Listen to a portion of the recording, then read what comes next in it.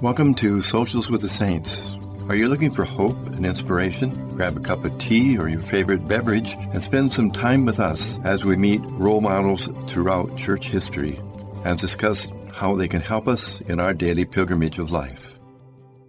Hello, and thank you for joining us. Welcome to Socials with the Saints. Our mission is to inspire you in your daily pilgrimage of life by introducing you to the communion of saints. I'm Jason Kelly. I serve as part of the dedicated staff at the Pilgrim Center of Hope and a member of our speaker team. It's a pleasure to be here with you all today. Pilgrim Center of Hope is a Catholic ministry founded in 1993 with a mission of helping you walk your journey of daily life in hope with Christ and the Church. Socials with the Saints are opportunities to learn from role models of faith and from one another for fellowship, prayer, and receiving spiritual tools. Today we'll be shining a light on a Franciscan friar who left behind knighthood to serve Christ, St. Anthony de Padua. We are recording this podcast as a resource for those who could not attend our in-person event, Socials with the Saints gathering.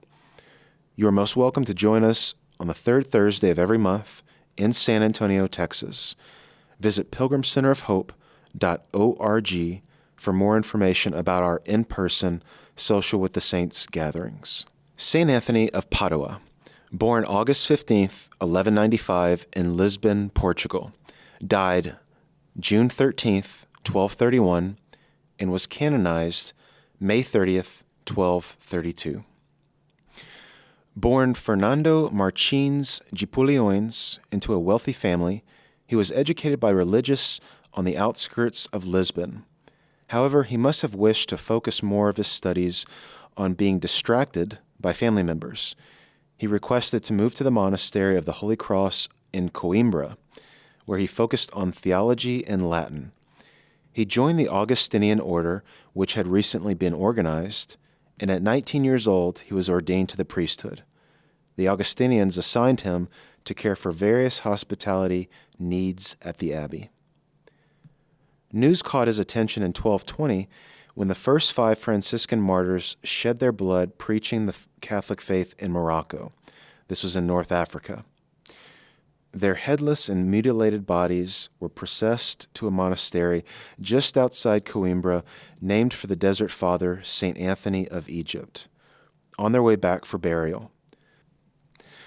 Father Fernando was so inspired by the witness of these martyrs that he went to the Franciscans in Coimbra and said, "I would gladly put on the habit of your order if you would promise to send me as soon as possible to the land of the Saracens, so that I may gain the crown of the holy martyrs."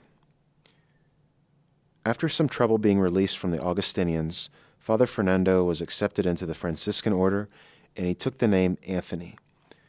True to their promise, the Franciscans allowed Anthony to go to Morocco. However, he became seriously ill.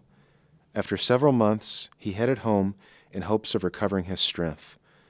On his return journey, the ship faced storms and high winds, blowing it east across the Mediterranean. Months later, it landed on the coast of Sicily.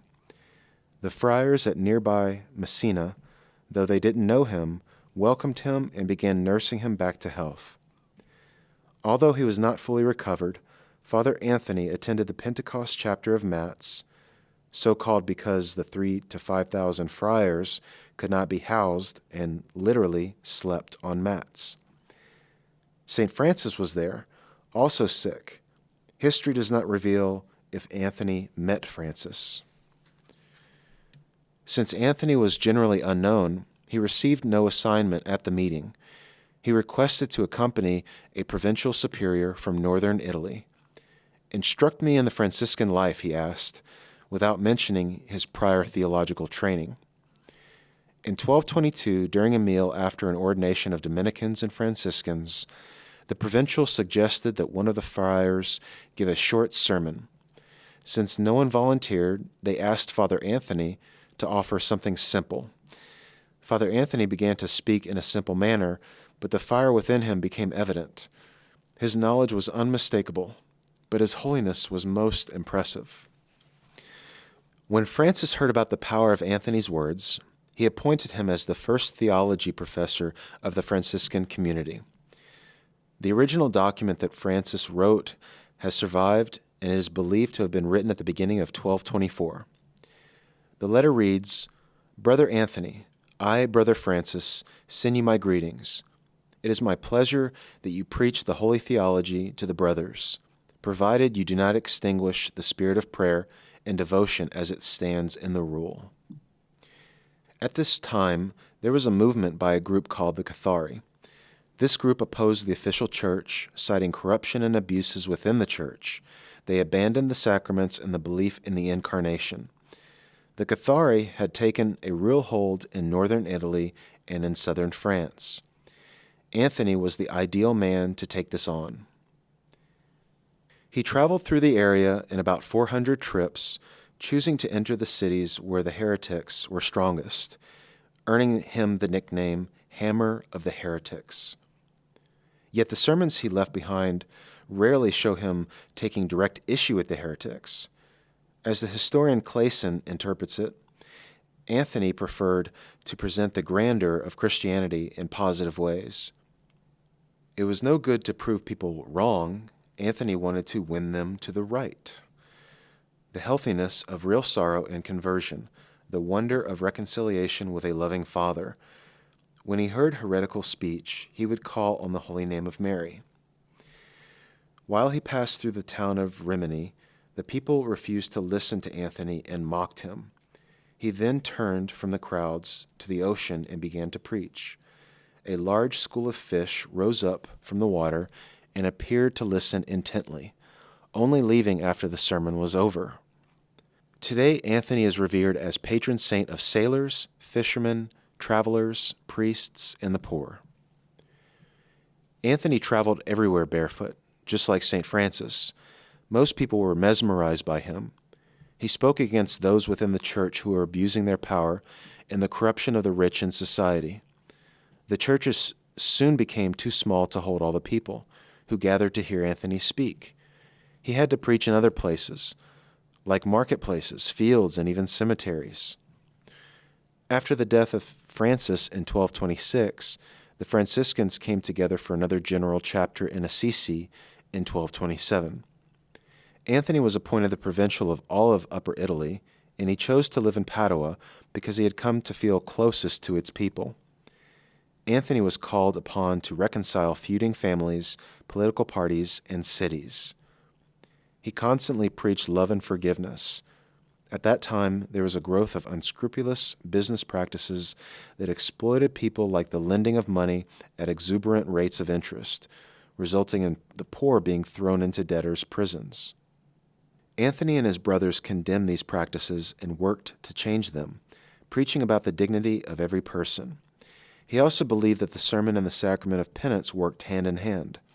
He wanted his listeners to make a new start, recognize their own errors, and desire God's forgiveness. So besides preaching, he spent endless hours hearing confessions. Anthony is venerated as the patron saint of lost things, stemming from a time in his life when he was staying in a monastery and a novice left the grounds with Anthony's treasured book containing his notes. Back then, books were highly valuable and handwritten, not easily replaced. After Anthony's earnest prayers, the novice returned and begged forgiveness for taking the book, which he also returned. Anthony's health began to decline. He suffered from asthma and what was known as dropsy, which today is what we know as edema or fluid and swelling in the body tissue. He wished to retreat for a while to the quiet of a little village about 8 miles outside of Padua called Campo Sampiero. There was a small hermitage on a piece of land a wealthy count had given to the friars. It was here that one night a light was seen shining from Anthony's room. The count looked in and saw Anthony in ecstasy, embracing the infant Jesus. The infant Jesus appeared to be resting on the Bible that Anthony was reading and stroking his face. Anthony begged the count not to tell anyone about this experience. His wishes were respected until after his death. That's why almost always St. Anthony is depicted holding a Bible with the baby Jesus even to this day. Another depiction of Anthony is that sometimes he is shown in a tree. The friars had noticed that Anthony admired a tall walnut tree on the property. They had a treehouse built for him, which raised him off the damp ground to help his asthma.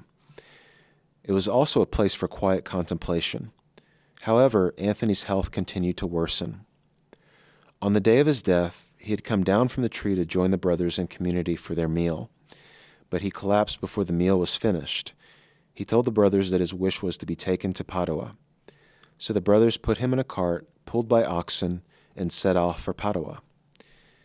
On the way, they stopped at a community of Franciscan brothers just outside of Padua because he was near death. Here they heard Anthony's confession. Anthony sang a hymn to the Virgin Mary, and his last words were, "I see the Lord." He was buried at the Church of Santa Maria in Padua. Soon the bishop, along with Pope Gregory IX, immediately promoted Anthony's cause for canonization, as miracles began happening at his tomb.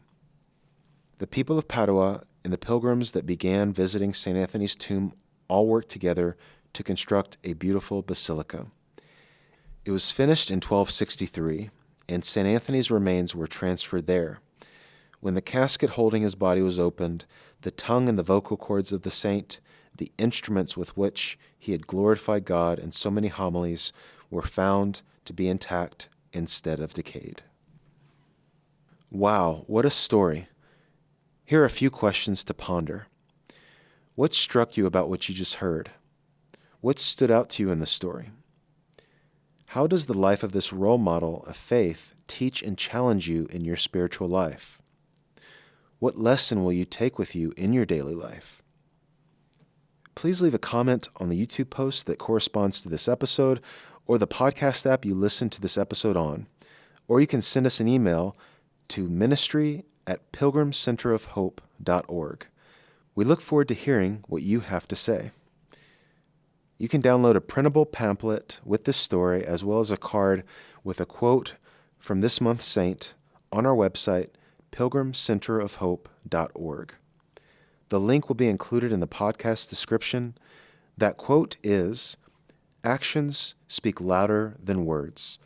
Let your words teach and your actions speak. St. Anthony of Padua, pray for us." We are so grateful to Robert and Jane Atkins for sponsoring this Social with the Saints, and we thank you for joining us. We invite you to come visit Pilgrim Center of Hope and learn more about our threefold ministry of pilgrimages, conferences, and outreach.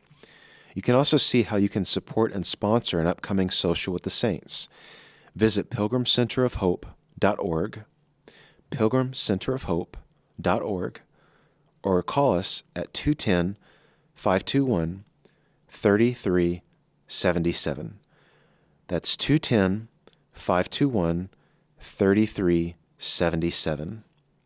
Please make sure to stay up to date with details about these wonderful events. You can do so by liking our Pilgrim Center of Hope Facebook page, follow us on Instagram, and subscribe to our email list by visiting our website, pilgrimcenterofhope.org.